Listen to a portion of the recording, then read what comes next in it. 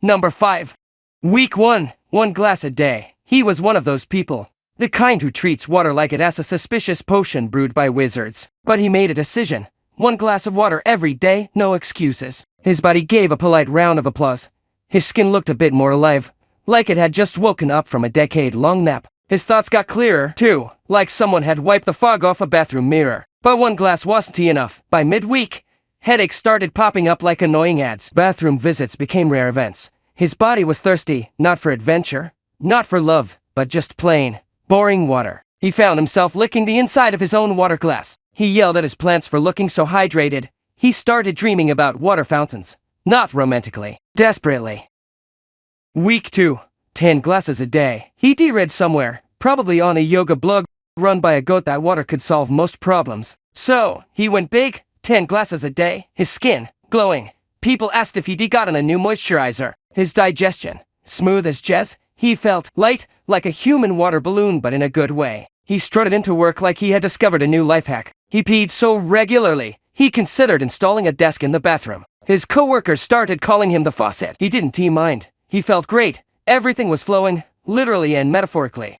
Week 3, 100 glasses a day. Let us just say, curiosity didn't kill the cat. It drowned it. He started drinking 100 glasses a day. At first, it was just frequent bathroom breaks, but then came the dizziness, the nausea. His kidneys threw up their hands and said, "We quit." It ended with seizures and a full system shutdown, not from thirst. From too much of a good thing, he had believed water was harmless. He was wrong. He tried to bring a water cooler with him wherever he went. To meetings, to the shower, to bed. He once tried to drink from a vase at a restaurant. Number 4. Week 1, 1 apple a day. He started simple, 1 apple a day. Classic, healthy, like something a motivational poster would recommend. He felt fresh, energized, like he could jog to work. He didn't. His skin was glowing like a skincare ad. And his brain, clearer than his internet history. He started saying things like, "I just feel better, you know." Got asked if he'd started doing yoga. He hadn't, but took the compliment anyway. Week 2, 10 apples a day. He thought, if 1 is good, 10 must be amazing. Spoiler, it wasn't. 10 apples a day, that's not a snack. That's a mission. His digestive system went into full protest mode. Bloating, stomach cramps, bathroom marathons. The fiber revolution had begun. His blood sugar jumped up and down like a kid on a trampoline. He brought a bag of apples to a meeting and offered them like a weird fruit dealer. Said, it has natural sugar, 1 to many times. People started avoiding the break room when he was around. His roommate reported finding apple cores in the shower. Week 3, 100 apples a day. At this point, he wasn't eating apples, he was surviving them. 100 apples a day, a number so ridiculous it should be illegal. His gut waved a tiny white flag. Acid reflux hit like a dragon. His skin looked dry and pale, like a peeled apple left out too long. His brain entered full confusion mode. Where am I? Why am I sticky? Is that apple number 72? He tried to pay rent in apples, got into a heated online debate about apple conspiracies. At some point, he started referring to himself as the core. Number 3, week 1, 1 pizza a day. At first, life was still normal. He'd grab a pizza, scarf it down like a champion, and go on with his day like nothing ever happened. It was like cheating on your diet with a wink. Guilty, but charmingly so. But by Wednesday, things started to shift, ever so slightly. A little extra weight that may not be noticeable, but is heavy on the body after lunch. Boom!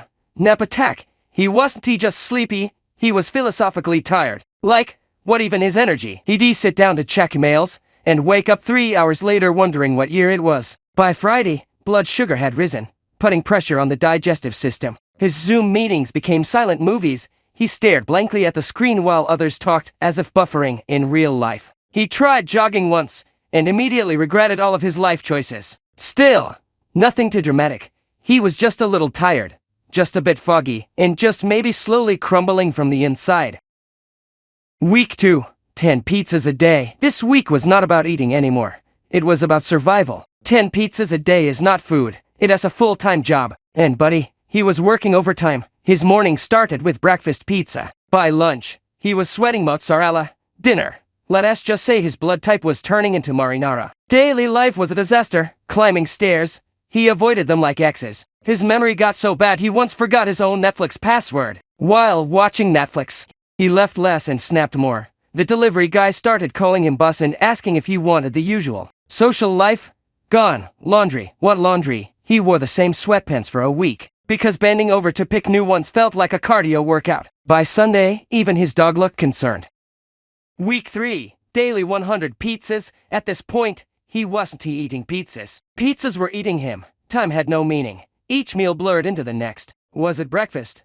Dinner? He couldn't tell. He didn't walk anymore. He waddled like a tragic penguin, breathing, loud, thinking, optional, and his eyes, that distant, haunting look of a man who once knew vegetables. Even simple tasks became Herculean. Tying his shoes was an Olympic event. Watching a movie, too exhausting. He wasn't living, he was buffering. On low battery, in slow motion. All because of pizza. Number 2. Week 1, 1 cake a day, 1 chocolate cake a day. At first, it felt like self-care. A slice of joy, a daily dose of dopamine wrapped in fudge. He smiled more, walked lighter, even whistled in the shower, something he hadn't done since 2009. His energy was surprisingly high, life felt sweeter literally. But behind the sugar rush, his body was already doing the math. His blood sugar began a slow, silent climb. By the end of the week, his jeans started acting suspiciously tight. He found himself zoning out mid-conversation and forgetting why he walked into rooms. Sleep, tossing, turning, dreaming of cupcakes on treadmills. Week 2, 10 cakes a day. This wasn't eating anymore. This was submission. His kitchen looked like a desert battlefield. The thrill, gone. Now came the crashes. Heavy eyelids at 10 a.m. Naps that turned into time warps. Heart racing from cake number 6 like he'd just run a marathon while sitting. He stopped replying to group chats. Not out of spite, he just kept falling asleep mid-text. He once tried going for a walk but made it to blocks before hallucinating a chocolate eclair in the clouds. His co-workers noticed something was up when he brought cake to a salad lunch for breakfast. Week 3, 100 cakes a day. At this point, he wasn't eating cakes. He was cake. There was no joy, no rebellion. Just a sticky routine of sugar, sweat, and existential crisis. His heart was confused. His liver wrote a formal letter of resignation. His skin, pale like expired milk. His eyes, glazed in more ways than one. He stopped leaving the house altogether. His mirror gave up showing a reflection. It just displayed a slice of cake. He forgot what vegetables looked like. Number 1. Week 1, 1 cup a day. It all started so innocently. 1 cup of coffee each morning. Like the universe whispering, "Wake up, champ!" His brain kicked in. Focus returned. He even remembered his mama's birthday on time. Mood, slightly unpredictable, like a cat that might cuddle or claw your face. He finally stopped zoning out during meetings. Began forming full sentences before 10. Coworkers noticed he blinked less like a tired sloth and more like a functioning adult. The barista even remembered his name, not because he was memorable, but because he stopped drooling on the counter. Week 2, 10 cups a day. By now, he wasn't drinking coffee. He was swimming in it. 10 cups a day. His blood type, Arabica. His hands jittered like he was permanently in a dance battle. Heartbeat, like techno music. Anxiety replaced calm, and sleep became a stranger. He tried to hold a door open for someone across the street. Argued with a lamppost because it looked at him funny. Week 3, 100 cups a day. At this point, science left the chat. 100 cups. He wasn't alive. He was vibrating through dimensions. His blood pressure could V-powered a small town. Heartbeat, no longer a beat. Just freestyle jazz. He got banned for coffee shops, for being too intense. Tried to pay for groceries with a crumpled to-do list. Gave a TED talk in the subway about caffeine's role in ancient civilizations. Strangers recorded him for TikTok. He became a meme called Caffeinderman.